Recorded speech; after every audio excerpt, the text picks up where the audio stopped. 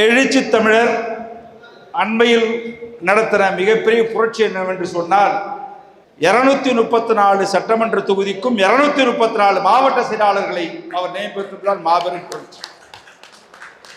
என்னை பொறுத்தவரை 234 மாவட்ட செயலாளர்கள் நீங்க, 234 எம்எல்ஏ என்னை பொறுத்தவரை நீங்க, அதுதான் மிகப்பெரிய வெற்றி.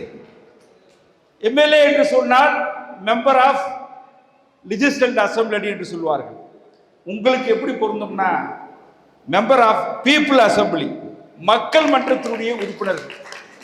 ஆக அம்பேத்கர் என்னை பொறுத்தவரை மேலூருடைய சட்டமன்ற உறுப்பினர், இங்க இருக்கக்கூடிய அம்பேத்கர்.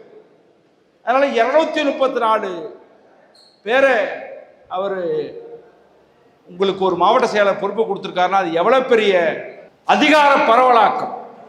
நான் ஒரு 4 நாளுக்கு முன்னாடி எழுச்சி தமிழர் அவர்களிடம் தொலைபேசியில் பேசினேன்.